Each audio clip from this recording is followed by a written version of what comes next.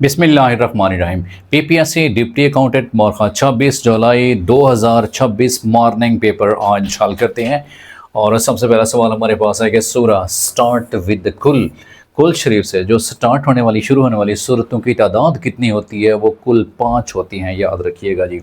जिसमें चहार कुल तो जो बहुत ही मशहूर हैं, चहार कुल, जिसमें से सूरह अल काफिरून है, कुल या अय्युहल काफिरून, और उसके बाद दूसरी सूरह जो है सूरह अखलास है, सूरह अल फलक है और सूरह अन्नास है। ये तो 4 सूरतें होंगी, लेकिन सूरह जिन जो है कुल ओहिया, वो भी कुल से स्टार्ट होती है। तो 1, 2, 3, 4 और ये 5। मोस्टली स्टूडेंट्स ये समझते होंगे चूंकि 4 कुल हैं तो 4 सूरतें हैं, बल्कि असल में क्या है रिस्पेक्टेड स्टूडेंट्स, वो 5 सूरतें हैं, जिसमें एक सूरह जिन, एक सूरह काफिरून और एक सूरह अखलास और एक जो है सूरह फलक और एक जो है वो सूरह अन्नास है। सो टोटल कितनी सूरतें हैं वो याद रखिएगा, कुल 5 सूरतें हैं। 1, 2, 3, 4, 5। और जो सूरह अखलास है, कुल हुवल्लाहु अहद अल्लाहु समद लम यलिद वलम यूलद वलम यकुल लहू कुफुवन अहद, इसको सुलसुल कुरान भी कहा जाता है, याद रखिएगा जी। इसे सुलसुल कुरान भी कहा जाता है, यानी एक आप दफ़ा सूरत पढ़ोगे सूरह अखलास को, आपको 1/3 कुरान मजीद पढ़ने के बराबर सवाब मिलेगा। और फिर जो सूरत ज़ीनत कुरान कहलाती है वो कौन सी सूरत है, याद रखिएगा जी। अरूसुल कुरान भी कहा जाता है। अरूसुल कुरान, कुरान मजीद की दुल्हन किसे कहा जाता है? सूरह रहमान को कहा जाता है, याद रखिएगा जी। और इसे ज़ीनत कुरान भी कहा जाता है, इसे ज़ीनत कुरान भी कहा जाता है। और कल्बुल कुरान किसे कहते हैं, याद रखिएगा। कल्बुल कुरान, कुरान मजीद का दिल, वो सूरह यासीन को कहा जाता है, याद रखिएगा। और आप सल्लल्लाहु अलैहि वसल्लम की पाक हदीस का मफ़हूम यह है कि मेरा दिल चाहता है कि सूरह यासीन मेरे हर उम्मती के दिल में हो। तो सूरतों के हवाले से ये सवाल भी पूछा जा सकता है कि कौन सी ऐसी सूरत है जो सूरह जो है बिस्मिल्लाह के बगैर शुरू होती है, वो सूरह तौबा है। और कौन सी ऐसी सूरह है कि जिसमें 2 दफ़ा बिस्मिल्लाह इस्तेमाल होती है, वो है सूरह नमल। तो इस्लामियात के हवाले से, कुरान मजीद के हवाले से ये जो सवाल है वो पूछे जा सकते हैं। और लफ्ज़ कुरान के लफ्ज़ी मतलब क्या है कि बार बार पढ़ी जाने वाली किताब, वो भी बास का सवाल पूछा जा सकता है। तो इस्लामियात के हवाले से ये सवाल पूछा हुआ था कि कौन सी ऐसी सूरतें हैं जो कि कुल से स्टार्ट होती हैं, कुल से शुरू होती हैं, तो वो कुल कितनी हैं? 5 हैं, याद रखिएगा। जिसमें पहली जो है सूरह जिन, दूसरी सूरह अल काफिरून, तीसरी सूरह अखलास, चौथी सूरह फलक और 5वीं सूरह अन्नास है। तो कुल ये 5 सूरतें बनती हैं। अगले सवाल की तरफ बढ़ते हैं कि अगला सवाल हमारे पास कौन सा था।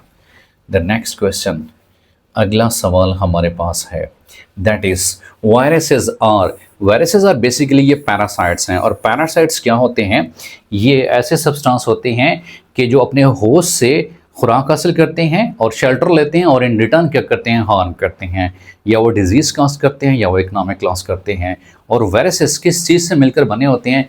याद रखिएगा, जो वायरसेस हैं ये डीएनए और आरएनए से मिलकर बने होते हैं। और ये जो डीएनए आरएनए है, ये प्रोटेक्टिव कवर के अंदर मौजूद होता है। वो कौन सा होता है? वो प्रोटीन कवर होता है, प्रोटेक्टिव कवर, याद रखिएगा जी। तो जो वायरसेस हैं ये किस चीज़ से मिलकर बने होते हैं? या तो डीएनए से मिलकर बने होते हैं या तो ये आरएनए से मिलकर बने होते हैं। एनवेलप प्रोटीन उनके अंदर मौजूद होती है। फिर सवाल ये आता है अक्सर कि जो है वायरसेस, इनका ताल्लुक किस किंगडम में है? तो वायरसेस को किसी भी किंगडम सिस्टम में नहीं रखा गया जी, याद रखिएगा जी। नो किंगडम सिस्टम, इनको 5 किंगडम सिस्टम में, डोमेन में किसी भी किंगडम में नहीं रखा गया, क्योंकि ये बॉर्डर लाइन पे हैं वायरसेस, याद रखिएगा जी। वायरसेस जो हैं ये लिविंग भी हैं, याद रखिएगा, और नॉन लिविंग के बॉर्डर पे मौजूद होते हैं जी। इसीलिए साइंटिस्ट ने, जो टैक्सोनॉमिस्ट हैं, उन्होंने वायरसेस को किसी भी किंगडम सिस्टम में नहीं रखा गया। और फिर बात का ये आती है एडवोकेसी कि इनको लिविंग क्यों कहा जाता है? On behalf of presence of DNA और आरएनए, डीएनए या आरएनए की मौजूदगी की वजह से इनको क्या कहा जाता है? ये लिविंग है। और ये क्या करते हैं? रेप्लिकेशन करते हैं।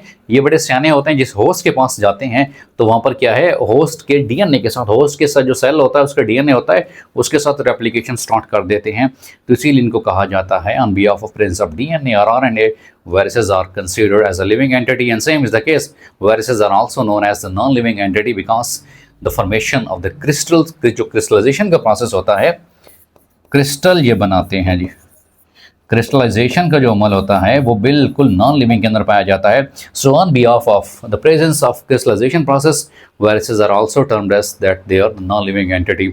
सो जो टैक्सोनॉमिस्ट हैं, बायोलॉजिस्ट हैं, उन्होंने वायरसेस को किसी भी किंगडम सिस्टम में नहीं रखा क्योंकि ये बॉर्डर लाइन पे हैं जो है लिविंग और नॉन लिविंग एंटिटी, इसीलिए इनको कहा जाता है कि ये लिविंग भी हैं और नॉन लिविंग भी है। और फिर वायरसेस की जो स्टडी का नाम है वो क्या कहलाता है, वो वायरोलॉजी कहलाता है, याद रखिएगा जी।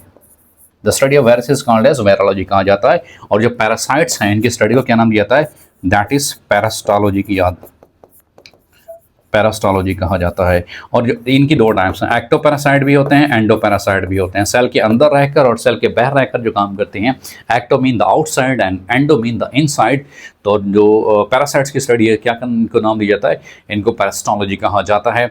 और वायरसेस जो हैं इनको किसी भी किंगडम सिस्टम में नहीं रखा गया क्योंकि ये जो हैं लिविंग और नॉन लिविंग के बॉर्डर पर मौजूद होते हैं।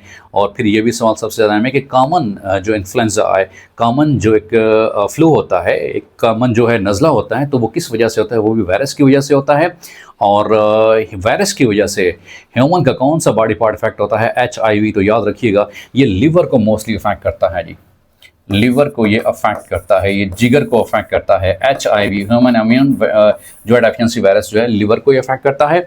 और उसके बाद जो कोविड था वो भी बेसिकली कोरोना जो था वो भी एक वायरस की वजह से था, याद रखिएगा जी। जो कोविड-19 था वो भी किस वजह से था, वो भी वायरस की वजह से ही था, वायरल डिजीज़ था जो कि पैंडेमिक डिजीज़ थी, ऑल ओवर द वर्ल्ड जो है वो स्प्रेड हो गई थी। और एक आम जो नज़ला होता है वो भी किस वजह से होता है, वो भी वायरस की वजह से होता है। तो वायरस के वाले से ये सवाल पूछे जा सकते हैं कंसेप्चुअल के वायरस को किस किंगडम सिस्टम में रखा गया है, किसी भी किंगडम सिस्टम में नहीं रखा गया। क्या ये लिविंग है या नॉन लिविंग है, या बॉर्डर लाइन पे, ये बॉर्डर लाइन पे हैं। लिविंग है तो क्यों है, on behalf of presence of DNA and RNA। और नॉन लिविंग है तो क्यों है, क्योंकि ये क्रिस्टलाइजेशन फॉर्मेशन करते हैं। और वायरस की स्टडी का नाम क्या है, दैट इज़ वायरोलॉजी जो है। और उसके बाद पैरासाइट की स्टडी का नाम क्या है, वो पैरास्टोलॉजी है। साइंस के हवाले से, वायरस के हवाले से जो भी कंसेप्चुअल क्वेश्चन है वो यहाँ पर मैंने डिस्कस कर दिए हैं। हमारे रेगुलर और कंसेप्चुअल क्लासेस ज्वाइन करने के लिए आप नीचे दिए गए व्हाट्सएप नंबर पे कांटेक्ट कर सकते हैं। अब अगले सवाल की तरफ बढ़ते हैं कि अगला सवाल हमारे पास कौन सा था। अगला सवाल हमारे पास है वो भी सिनोनिम एंटोनिम के हवाले से। एंटोनिम ऑफ डिलीजेंट उसके में क्या होता है, निग्लिजेंट उसका सही जवाब है। उसके बाद देखिए सिनोनिम ऑफ ब्लिथ क्या होता है, दैट इज केयर फ्री उसका सही जवाब होता है। उसके बाद के सिनोनिम ऑफ ट्रैविस्ट क्या होता है, वो मिस रिप्रेजेंटेशन उसका सही जवाब है। उसके बाद के number of sugar mills at the time of independence, आज़ादी के मौके के ऊपर उस वक्त पाकिस्तान में जो शुगर मिल्स थी वो टोटल कितनी थी, वो 2 शुगर मिल्स थी।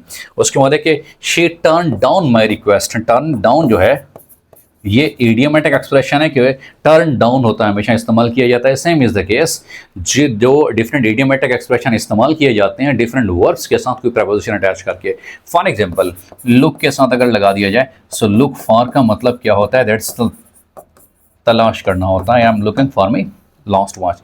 और लुक डाउन क्या होता है, हिकारत की नज़र से देखना, हिकारत की नज़र से देखना। सो लुक फॉर तलाश करना, लुक डाउन हिकारत की नज़र से देखना। लुक आफ्टर क्या होता है, वो देखभाल करना होता है जी। The gardener is looking after the plants, वो प्लांट्स की देखभाल कर रहा है। तो ये क्या इंग्लिश के हवाले से मुख्तलिफ जो है वो इडियोमेटिक एक्सप्रेशन और फ्रेजल वर्ब्स के हवाले से ये सवाल पूछा हुआ था कि टर्न डाउन होता है उसका सही जवाब, that is turn down. English के हवाले से ये सवाल पूछा हुआ था।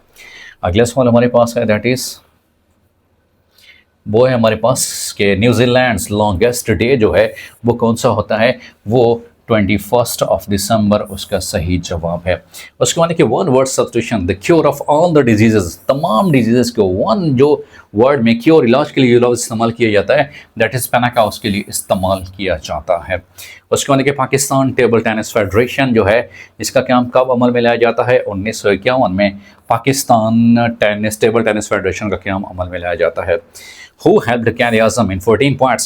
Quaid-e-Azam ने नेहरू के जवाब में उस वक्त जो है जो 14 पॉइंट्स पेश किए थे, तो किसने मदद की थी, वो मौलाना मोहम्मद अली जौहर साहब ने उस वक्त जो असिस्ट किया था। उसके अंदर Pakistan is connected, Pakistan Tajikistan के साथ किस कॉरिडोर से कनेक्टेड है, ये मोस्ट रिपीटेड क्वेश्चन है। वाहान कॉरिडोर उसका सही जवाब है कि जिसके जरिए पाकिस्तान ताजिकिस्तान से कनेक्टेड है बरह रास्त।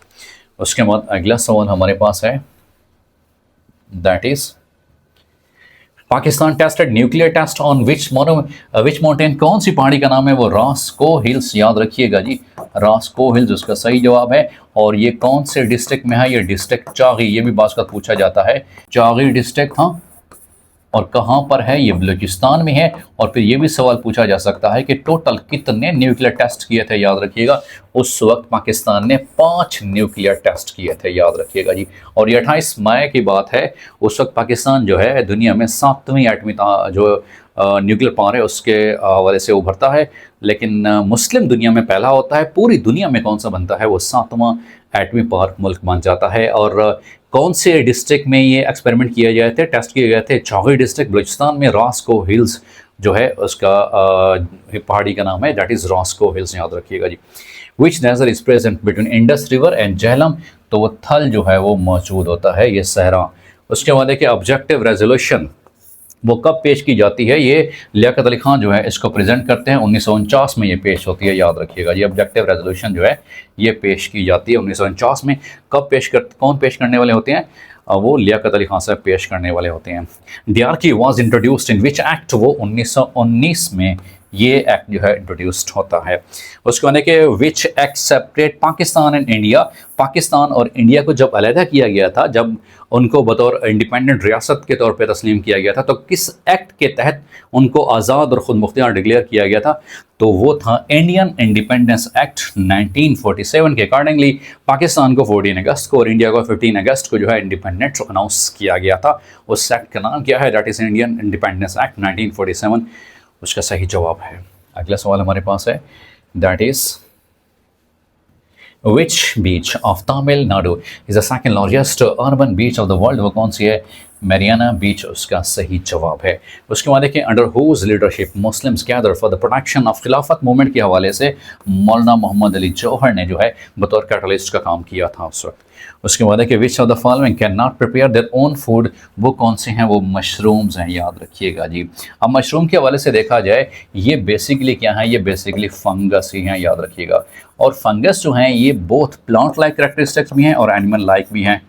इसमें प्लांट लाइक कैरेक्टरिस्टिक्स कौन सी है, क्योंकि इसमें सेल वॉल मौजूद होती है, और फिर एनिमल लाइक कौन सी उसमें खसूसियत होती है, एनिमल लाइक ये अंधेरे में क्या है, ये हीटरोट्रॉफ बन जाते हैं, ये क्या है, ये हीटरोट्रॉफ हैं जी।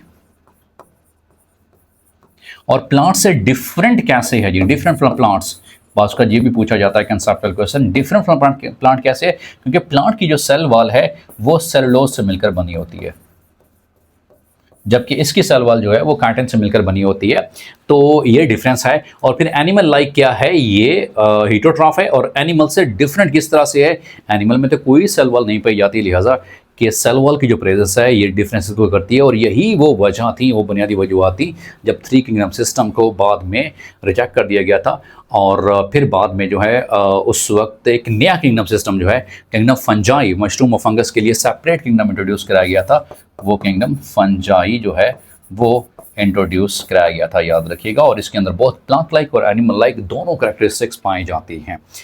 उसके बाद है कि begin to weave and God will give you thread, उसका सही जवाब है। अगला सवाल हमारे पास है, that is next question is हमारे पास जो है कि हदीस narrated by the companion of holy prophet peace be upon him, आप सल्लल्लाहु अलैहि वसल्लम के जो असहाबा किराम हैं उनकी तरफ से जो हदीस नरेट की गई थी वो क्या है, मौकूफ़, उसका सही जवाब है। उसके बाद है कि Khairpur is a state located in which province of Pakistan, ये कहाँ पे है, ये सिंध में है, याद रखिएगा जी। उसके बाद देखिए the deadly earthquake in March 2025 in which country, ये म्यांमार में आया था, याद रखिएगा जी। Pakistan became full member of Shanghai Cooperation Organization, कब, वो 2017 में फुल मेंबर बन गया था शंघाई कोऑपरेशन ऑर्गेनाइजेशन का, याद रखिएगा। Current Afghanistan foreign minister name is Amir Khan Muttaqi जो है इसका सही जवाब है। उसके बाद है कि up in the air idiom, इसका मतलब क्या होता है, अनसर्टेन होता है, गैर यकीनी सूरत हाल होता है। सेम इज़ द केस के डिफरेंट जब इडियोमेटिक एक्सप्रेशन के हवाले से पूछे जाते हैं कि उनके जो मीनिंग्स हैं वो पूछे जाते हैं, जैसे कि face the music mean, face the music, it means कि तनकीद को बर्दाश्त करना, same is the case. To break the ice mean कि खामोशी को तोड़ना, जमूद को तोड़ना। To start a speech, break the ice ये इस्तेमाल किया जाता है। सेम इज़ द केस कि बेड ऑफ थॉर्न्स मीन कांटों की सेज। Life is not a bed of thorns कि हर वक्त तो जो है वो मुश्किलात परेशानियाँ ही मिलती रहें। Same is the case life is not a bed of roses. तो बेड ऑफ रोजेस मीन फूलों की सेज, ज़िंदगी फूलों की सेज भी नहीं है। हर वक्त खुशियाँ, मुस्कान, मुस्कुराहटें नहीं मिलती बल्कि दुख भी मिलते हैं। तो ये डिफरेंट इडियोमेटिक एक्सप्रेशन के हवाले से ये सवाल पूछे हुए थे। हु वाज द अमीर इन 9th हिजरी ऑफ हज? उससे अमीर कौन थे? हज़रत अबू बकर सिद्दीक रज़ी अल्लाह तआला अन्हु थे। उसके बाद holy prophet peace be upon him wife father then Hazrat Khadija died in the life of holy prophet. आप सल्लल्लाहु अलैहि वसल्लम की ज़िंदगी में जो अज़वाज मुतहरात में से जिनका इंतकाल हुआ था जब आप सल्लम हयात थे, तो एक तो थी हज़रत खतीजा, दूसरी कौन थी हज़रत ज़ैनब बिनते खुज़ैमा। ये दूसरी जो उम्महातुल मोमिनीन में से थी ज़ौजा मोहतरमा, जो कि आप सल्लल्लाहु अलैहि वसल्लम की हयात मुबारका में ही उनका इंतकाल हो जाता है। उसके बाद देखिए हज़रत खतीजा रज़ी अल्लाह तआला निकाह विद हज़रत मोहम्मद सल्लल्लाहु अलैहि वसल्लम। Which thing was against the tradition? वो कौन सी थी अगेंस्ट द ट्राइब, क्योंकि उस वक्त जो है ट्राइब के अंदर ही शादियाँ की जाती थी। लेकिन ये उस वक्त जो है आप सल्लल्लाहु अलैहि वसल्लम ने वो जो शादी फरमाई थी, आप सल्लल्लाहु अलैहि वसल्लम की उम्र मुबारक कितनी थी? 25, और हज़रत खदीजा की उम्र मुबारक कितनी थी? वो 40 थी, याद रखिएगा जी। अगला सवाल हमारे पास है, दैट इज़ सदका फ़ितर इज़ ऑब्लिगेटरी फॉर साहिब निसाब के ऊपर फ़र्ज़ है। और साहिब निसाब का मतलब यह है कि जिसके ऊपर ज़कात फ़र्ज़ होती है। और इस्लाम में जो साहिब निसाब हैं उनका भी बताया गया है कि सोने चांदी या उसके बराबर मिकदार अगर कोई हो तो वो क्या होता है? वो साहिब निसाब होता है। और जो सोने का निसाब होता है वो 7.5 तोले, चांदी का निसाब क्या होता है? तकरीबन 52.5 तोले, या इन दोनों के मिकदार के बराबर भी किसी भी शख्स के पास अगर 1 साल के लिए उतनी रकम मौजूद रहेगी तो क्या है? वो साहिब निसाब करार पाएगा। उसके बाद कि ज़बूर अजम इज़ रिटन बाई, वो किसके लिखी हुई है? वो अल्लामा इकबाल साहब की लिखी हुई है, शायर मशरक़ Allama Iqbal. Latest version PowerPoint default slide वो क्या होता है? टाइटल स्लाइड उसका सही जवाब है। कंप्यूटर के हवाले से ये सवाल पूछा हुआ था। What is the function of the firewall? Firewall का फंक्शन क्या होता है? ये प्रोटेक्शन होता है, बेसिकली स्पीड को स्लो कर देता है कि अगर आपने कोई सर्चिंग करनी है तो दरमियान में कोई वॉल आई हुई है, जो आपने सर्चिंग करनी है वो स्पीड है उसको क्या कर देता है? लिमिट कर देता है। कि protection from unauthorized access, unauthorized access नहीं है, इसका मतलब है जो भी आप सर्च करना चाहोगे तो सबसे पहले जो फायरवॉल आ जाएगी कि ये फिट है या नहीं है। इसका मतलब है कि हमने इसको आगे परमिशन देनी है या नहीं देनी। अगर देनी है तो वो क्या है? दोबारा उसको परमिट कर देगा, नहीं देनी उसको बैक कर देगा। तो यूँ समझ लो कि ये थोड़ा सा एक प्रोटेक्शन वॉल भी थी, सिक्योरिटी वॉल भी थी। लेकिन नेट की स्पीड जो है ओवरऑल या सर्चिंग में थोड़ा सा ज़रूर वो डिफरेंस आया था। उसके बाद है कि फंक्शन ऑफ ईमेल, ईमेल का फंक्शन क्या होता है? Send and receive electronic messages. Electronic messages जो है वो सेंड भी करना और रिसीव भी करना, तो ये ईमेल का बेसिक फंक्शन होता है। कंप्यूटर और ईमेल के हवाले से ये सवाल पूछे हुए थे। अगला सवाल हमारे पास है, दैट इज़ कि following is not a crystalline, उसमें से कौन सा क्रिस्टलाइन नहीं है? प्लास्टिक जो है वो क्रिस्टलाइन नहीं है। 9th OIC ministerial conference on women was held in, ये कहाँ पे हुई थी? ये इस्लामाबाद में हुई थी। उसको देखिए, when sir Syed become the member of imperial legislative council, imperial legislative council के मेंबर कब बने थे? 1878 में बने थे, याद रखिएगा जी। Which of the following is a correct idiom? The correct idiom के हवाले से सवाल पूछा हुआ था, that is to cool one's heel, उसका सही जवाब है। Which city is urban heat island of Pakistan, किसको कहा जाता है? वो कराची को कहा जाता है, याद रखिएगा जी। कराची को बासकत मिनी पाकिस्तान भी कहा जाता है, इतना बड़ा जो शहर है। अगला सवाल हमारे पास है, that is Fatimi dynasty established in the Cairo basically is Shia Muslim, उसका सही जवाब है। Amendment 2020 is related to which army act of Pakistan, basically army act 1952 जो है उसका सही जवाब है। She said that she would marry, याद रखिएगा इसका सही जवाब है शी वुड मैरी। अब देखो ये इनडायरेक्ट सेंटेंस है, याद रखिएगा इनडायरेक्ट सेंटेंस में, डिक्लेरेटिव सेंटेंस में कभी भी प्रेजेंट नहीं आ सकता, कभी भी फ्यूचर नहीं हो सकता, क्योंकि हमेशा जो है वो टेंस चेंज होता है। इसीलिए अगर प्रेजेंट है तो डेफिनेटली पास्ट में जाएगा, और अगर विल शैल है वो किस में जाएगा? वुड में जाएगा। उसके बाद अगला सवाल हमारे पास है, इनडायरेक्ट दिया गया था, he said that if he had known he would have helped him, ये उसका सही जवाब था। विच कंट्री होस्टेड 2004 2004 जो ओलंपिक्स हैं, किस कंट्री ने होस्ट किया था? मेज़बानी की थी ग्रीस, उसका सही जवाब है। ये 2004 के जो ओलंपिक्स की मेज़बानी की थी वो किसने की थी? वो ग्रीस ने ही की थी। अगला सवाल हमारे पास है, दैट इज़ कि first women chief minister of Punjab, Punjab की पहली जो चीफ मिनिस्टर, खातून चीफ मिनिस्टर कौन सी हैं, वो अब भी हैं, वो मोहतरमा मरियम नवाज़ शरीफ साहिबा ही हैं, जो कि नवाज़ शरीफ की साहिबजादी हैं। उसके बाद है कि country does not share border with Afghanistan, Azerbaijan जो है वो शेयर नहीं करता। टेररिज्म डेफिनेशन इसमें चारों के चारों ऑप्शन आए हुए थे, ऑल उसका सही जवाब था। उसको बाद place where coin are made of firm, उसको मिंट कहा जाता है। उसको बाद कि when Quaid Azam joined all India Muslim League, all India Muslim League को, ऑल इंडिया मुस्लिम लीग को कब ज्वाइन किया था? वो 1913 में ज्वाइन किया था।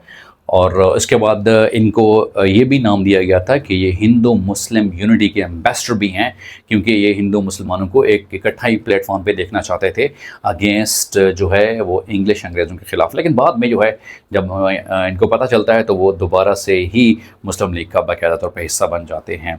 तो ओवरऑल सवाल ये था कि ऑल इंडिया मुस्लिम लीग में क़ायद आज़म ने कब शमूलियत इख्तियार की थी? 1913 में शमूलियत इख्तियार की थी। अगला हमारे पास सवाल है, that is largest import partner of Pakistan, वो कौन सा है? चाइना। उसका सही जवाब है which is the most grown crop of Pakistan, Pakistan में जो सबसे ज़्यादा फसल जो काश्त की जाती है वो कौन सी है? वो वीट काश्त की जाती है। Gwadar port is a port of which, ये basically BRI belt and road initiative जो है उसके हवाले से वो गवादर पोर्ट है वो कायम की गई थी। उसके बाद the president of Pakistan is elected, जो चारों के चारों ऑप्शन थे वो यहाँ पर करेक्ट थे। All India Muslim league formed in which city, basically ये ढाका में कायम की गई थी ऑल इंडिया मुस्लिम लीग। अगला सवाल हमारे पास है, दैट इज़ के largest Muslim country by area, area के हवाले से कौन से हैं मुस्लिम कंट्रीज़ में? वो काज़ाकिस्तान है, याद रखिएगा जी। Pakistan one fourth hockey championship against which team, Netherlands के खिलाफ जो है वो जीत का कारनामा सर अंजाम दिया था। Liberation tiger of Tamil separatist group, वो कौन से हैं? ये कहाँ पे हैं? ये श्रीलंका में है, याद रखिएगा जी। अनलेस यू वर्क हार्ड, याद रखिएगा जी। और ये मुख्तलिफ रेपिटेशन इस्तेमाल होती हैं, याद रखिएगा। अनलेस के साथ नॉट इस्तेमाल नहीं हो सकता। जैसे इंग्लिश में हम जो सेंटेंस करेक्शन के हवाले से रूल्स स्टूडेंट्स को पढ़ाते हैं कि भाई सपोज के साथ इफ़ इस्तेमाल नहीं होता, कंसीडर के साथ एज इस्तेमाल नहीं होता, रिटर्न के साथ बैक इस्तेमाल नहीं हो सकता।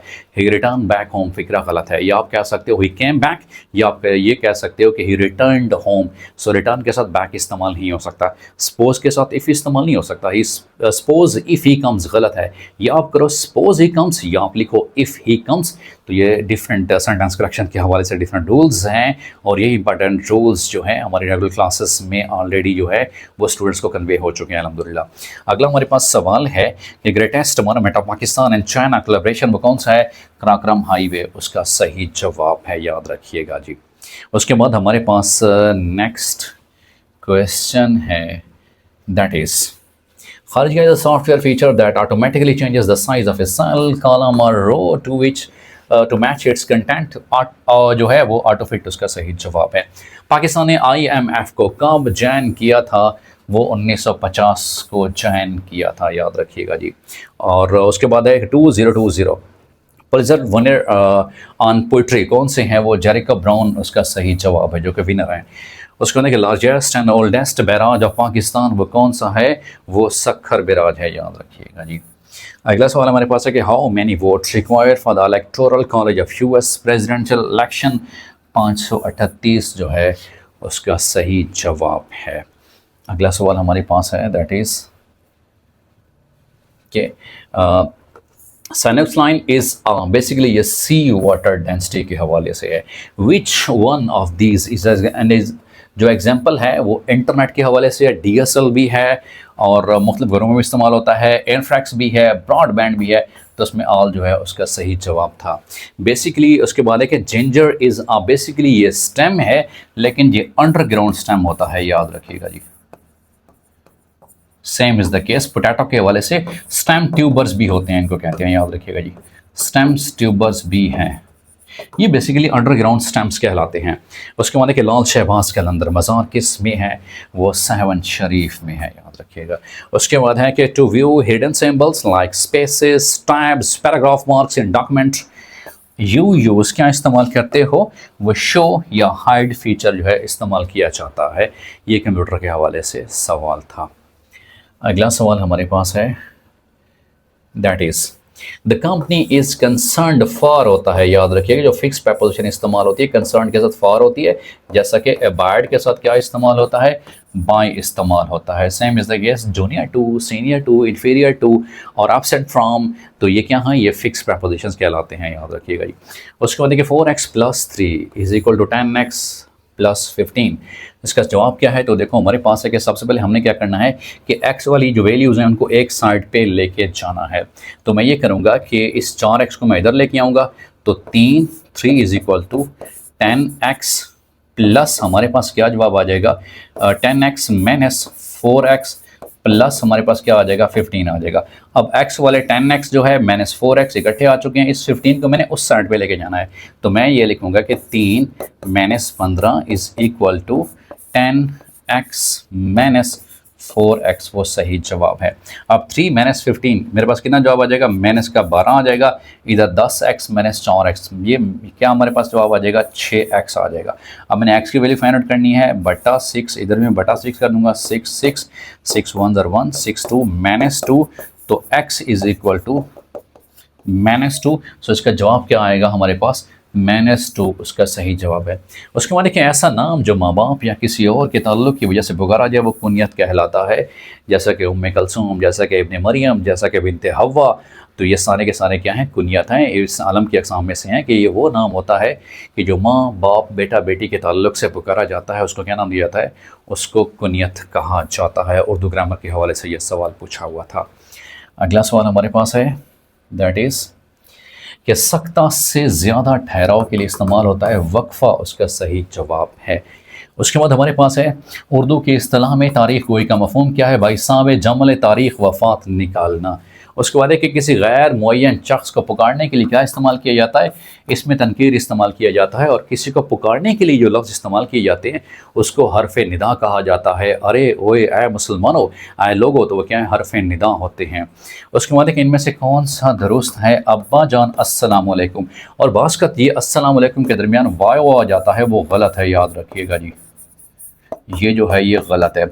और इसी तरह से लफ्ज़ तोता जो है ये भी गलत है, जो असल लफ्ज़ है वो तोता है, अक्सर औक़ात किताबों में ये भी लफ्ज़ गलत लिखा हुआ है। इसी तरह से लफ्ज़ नाराज़गी भी गलत है, लफ्ज़ नाराज़ी ठीक होता है, और लफ्ज़ हैरानगी भी गलत है, लफ्ज़ हैरानी जो है याद रखिएगा वो ठीक होता है। ये गलतुल इस्तेलाह जो इस्तेमाल होते होते ये अक्सर औक़ात उर्दू में ऐसे जो हरूफ हैं, लफ्ज़ हैं, जिनकी इमला के तौर पर जो है वो गलत लिखे जाते हैं, जैसा कि तोता जो है ये गलत लिखा होता है। असल जो लफ्ज़ है जो उर्दू के हवाले से है वो ते नुक्तों वालों से है, सो ये क्या है, ये ठीक है। उसके बाद हमारे पास अगला सवाल है कि दिल बढ़ाना का क्या मतलब है, इसका मतलब क्या होता है कि हौसला बढ़ाना, इसका सही जवाब होता है।